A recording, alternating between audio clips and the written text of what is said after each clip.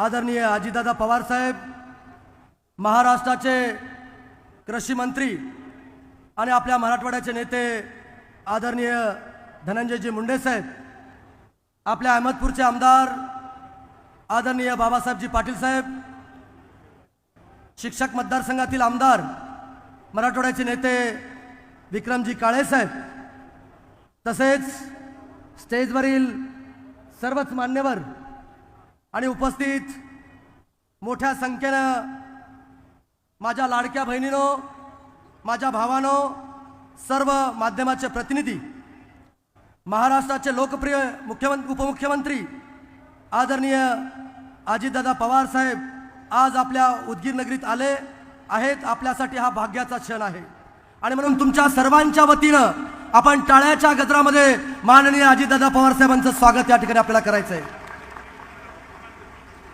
या कार्यक्रमात उपस्थित राहणारे महाराष्ट्राचे लोकप्रिय उपमुख्यमंत्री आदरणीय अजितदादा पवार साहेब सतत जनसेवेसाठी कार्यरत असतात.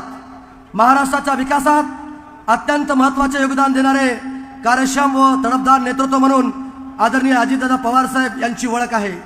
मला मंत्रिपदाची संधी उपलब्ध करून देणारे आपले नेते उपमुख्यमंत्री अजितदादा पवार साहेब यांच्या सहकार्यानं उदगीर आणि जळकोटचा प्रचंड विकास मला या ठिकाणी करता आला.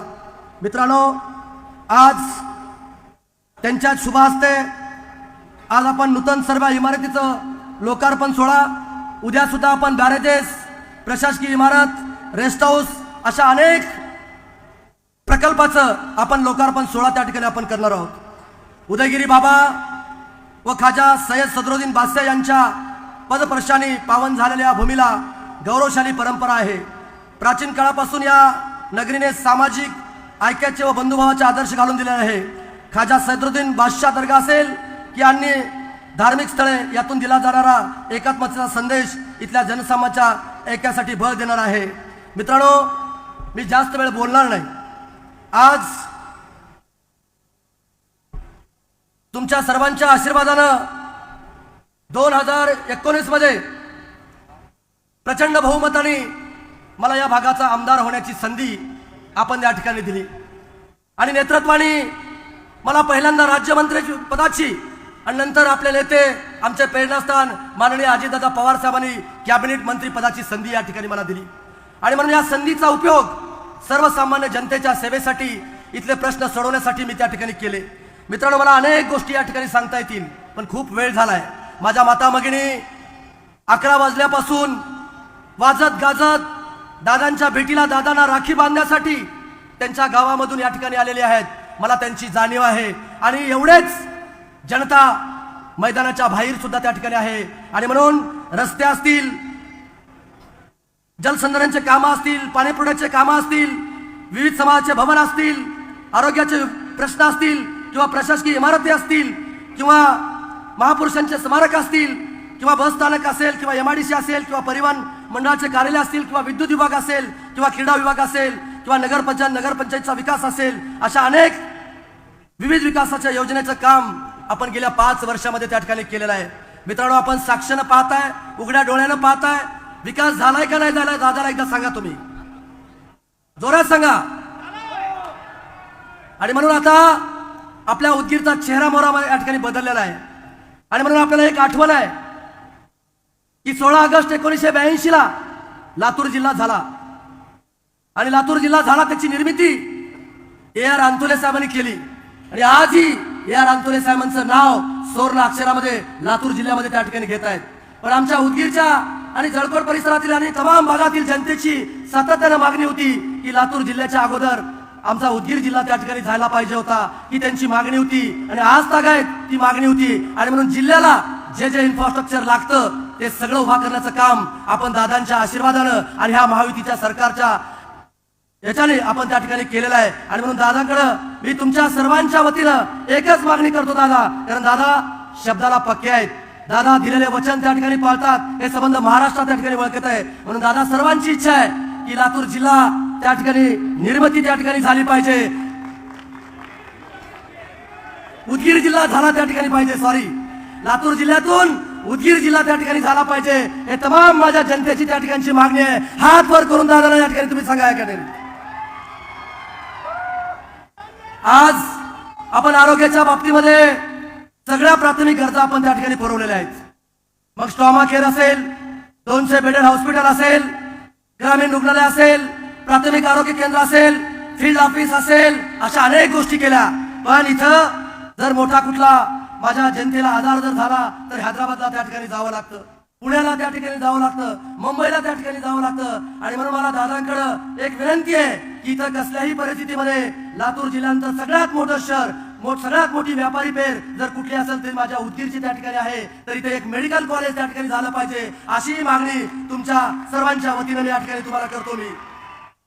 आज तुम्ही पाहताय की उदगीरमध्ये प्रचंड मोठे व्यापारी आहेत, व्यापार आहे, पण इथं शासकीय MIDC नव्हती.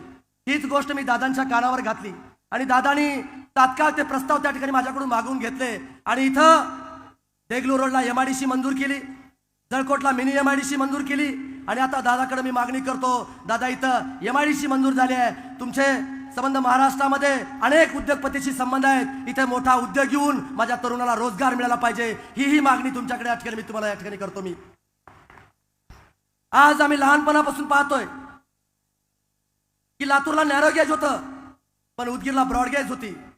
आणि म्हणून आता इथं बिदर ते मुंबई रेल्वे आहे आणि म्हणून ती रेग्युलर झाली पाहिजे आणि त्याच्याकरता आम्ही सुद्धा त्या ठिकाणी प्रयत्न करतोय. पण भविष्य काळामध्ये दादाच्या सहकार्यानं उदयगिरी बाबाच्या नावानं आपल्याला वंदे भारत सुद्धा या ठिकाणी ट्रेन सुरू करण्याकरता आपण प्रयत्न करणार आहोत आणि दादांची सुद्धा त्या ठिकाणी आपल्याला मदत त्या ठिकाणी आपल्याला लागणार आहे. अशा अनेक गोष्टी आपल्याला त्या ठिकाणी करावं लागणार आहेत.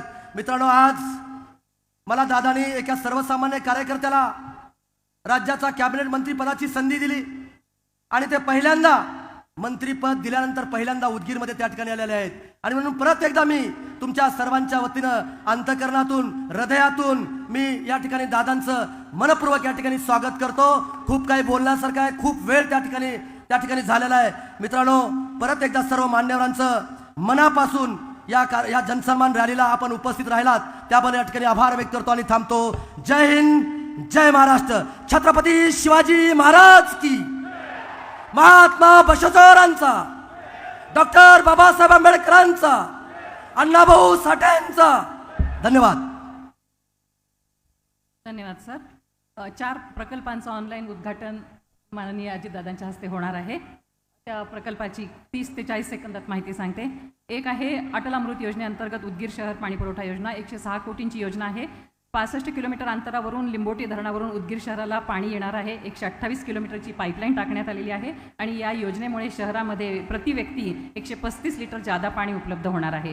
दुसरी योजना आहे महाराष्ट्र सुवर्ण जयंती नगरोत्थान महाअभियानांतर्गत उदगीर शहर भुयारी गटार योजना आहे. 1 टप्पा, त्याच्यासाठी 348 कोटी रुपये मंजूर झालेले आहेत. 95 किलोमीटरची पाईपलाईन आणि STP आहे आणि त्यामुळं उघडी गटारं बंद होऊन दुर्गंधीपासून उदगीरकरांची मुक्तता होईल. आणखी 2 योजना आहेत. महाराष्ट्र जीवन प्राधिकरणाची जलजीवन मिशन कार्यक्रम, त्याअंतर्गत 129 ग्रीड पाणी पुरवठा योजनेचं उद्घाटन.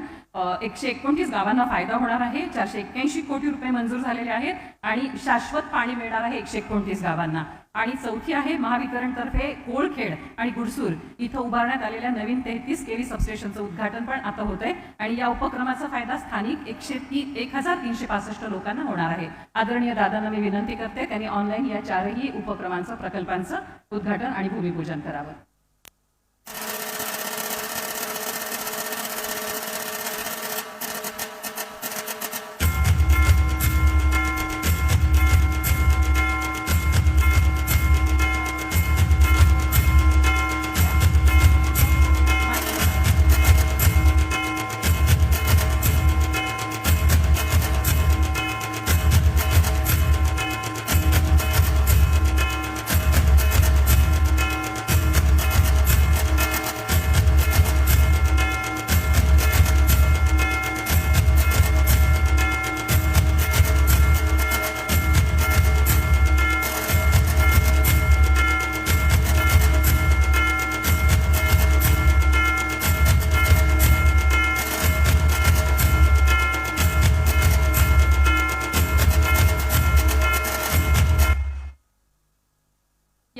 पुस्तक प्रकाशन आहे. मंत्री महोदय श्री संजयजी बनसोडे यांच्या कार्यकर्तृत्वाचा आढावा घेणाऱ्या एका पुस्तकाचं प्रकाशन आदरणीय दादांनी करावं.